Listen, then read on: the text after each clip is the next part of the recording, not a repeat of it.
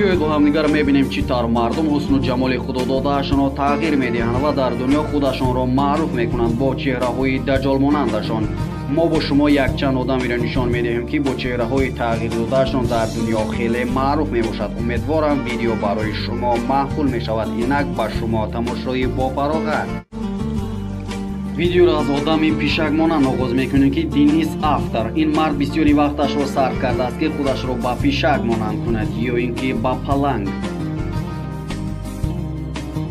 این مرد گویا با این کاری کردش رکورد گرفته است. تمامی عضو بدنش را رسم کشیده و ناخن‌هایش را باشد با ناخن‌های پیشک مانند کرده است و حتی دندان‌هایش را باشد به مثل دندان‌های او کرده است.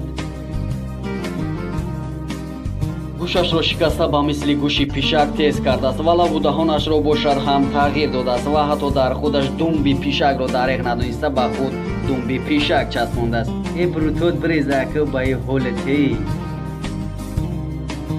دنیس در زندگیش پروگرامیست کار میکرده است و در سال 2012 این آدم پیشک مانند که در دنیا خیلی مشهور بود خودش را به هلاکت میرساند. شاید از روی درد و رنج زیاد که خودش را اینقدر تغییر داده بود خودش را به هلاکت رساند. چه خیلی که شما دیدید عاقبت این کارها به خیر نیست.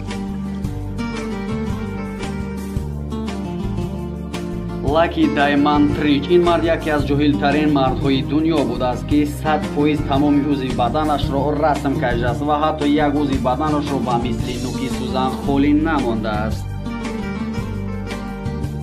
و حتی درون گوش‌هایش را دهانش را رسم کرده است و این مرد را این همه جاهلیتش کمی نکرده بوده است. باز از بالای رسمی بدنش باز هم خطهای سفید کرده است تا با گفت خودش خوشروی به نظر بنماید. در سال 2016 در کتاب رکورد به قید گرفتنش که گویا یکی از بهترین آدم‌های مخصوص در روی دنیا به حساب می‌رود از روی کارهای جاهلیتیش.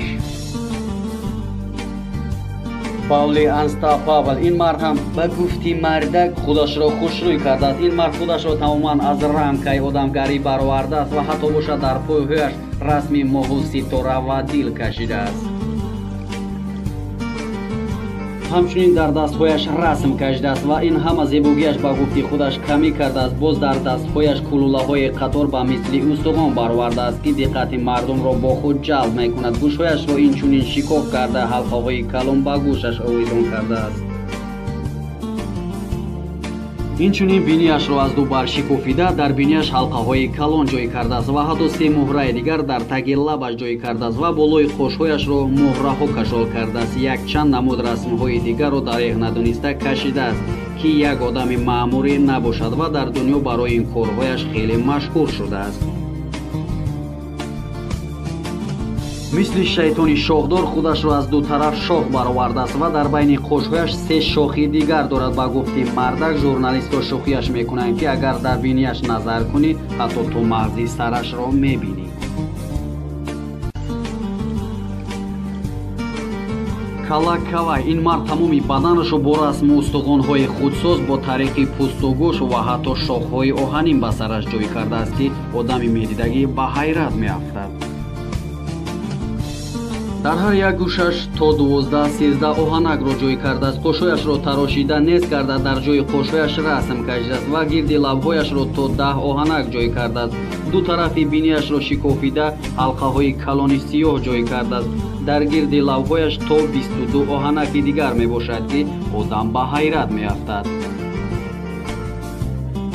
این همه کارهای کثیفش کمی کرده باز زبانش را به مثل زبانی مار به 2 قسم بریده تقسیم کرده است. این مرد باز استودیوی رکلام خود را دارد که خود را رکلام کرده میخواهد مردم را راهنمایی کند به این کارهای کثیف. آدمی نوبتی زنی از برزیلیا با نام الین دیویس. این زن یگان جای آدمانندش را خالی نمانده است و تمامی عضو بدنش را رسم کشیده. بعدا 3 کیلو آهنک را در تمامی عضو بدنش کشال کرده است و حتی در زبانش یک چند آهن و دیگر چیزهای معده را جای کرده است که آدم به حیرت میافتد. این زن در شهر ادینبورگ ویلکوبریتانیا زندگی میکند. او میگوید ما به وطن خودم یعنی برزیلیا بر نمیگردم که مرا خیلی از روی این کارم عذاب و شکنجه میدهند. ин зан мисли оҳанрабо шудааст ки 3 кило оҳанакро шабу рӯз бо худаш мегардонад ва тамрин мекунад ки қуввати ин ҳама дарду ранҷро дошта бошад. ин зан мегӯяд ман вақте ҳамхобагӣ бо шавҳараш бошад ё бо мардҳои бегона надорам ва ҳатто дар китоби рекорд номаш бо ин бадбахтӣ ҷойгир шудааст ки хеле пули калон ба даст меоварад. аз хотири лайкҳои шумо видеоро мо давом медиҳем. Лулия Гнусье ин зан модарзод пӯсти баданаш касал дорад ки ин касал номаш парафия мебошад ва ӯ хост ин касалро бипӯшонад ва ин корро ҳам кард ки тамоми узи баданашро расм кашид, расми одам яъне марду зан ва дигар расмҳои кукла ки тамоман касалашро бипӯшонад яъне пӯсти баданашро бипӯшонад. дар рӯи дунё яке аз занҳои машҳур аз рӯи расми бадан мебошад ки расмҳои хеле бисёр ин зан дар баданаш кашидааст ки воқеан дар ин дунё чӣ одамҳое зиндагӣ мекунад ки барои як кори касеб чӣ қадар дар ҷомеа машҳур мешаванд. Рик Джеймс бо лақаби марди зомби. ин мард худашро чунин мехостааш дар дунё машҳур кардааст ки дар баданаш якчанд расм кашидааст. ҳамчунин расми асосияш расми склет мебошад.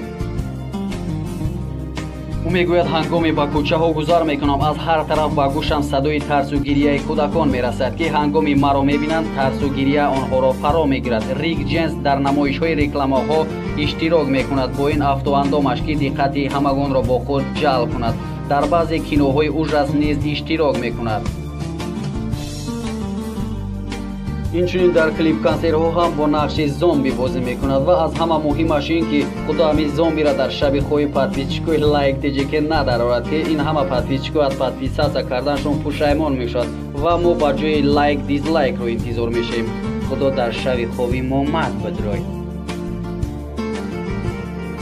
ва акнун одами ахиронро назар мекунем ки инаш чӣ кори ҷоҳилият кардааст ки дар дунё хеле машҳур шудааст. марди леопард 60-сола мард девона аст ё ҳишёр худашро мисли ҳайвони леопард кардааст ва аз ин кораш хеле розӣ аст ва дар ҷазираи Иския ки дар Италия ҷойгир аст зиндагӣ мекунад. 99% бадани марди леопард расм кашида шудааст. гӯё худашро ба ҳайвони ваҳшӣ леопард монанд кардааст.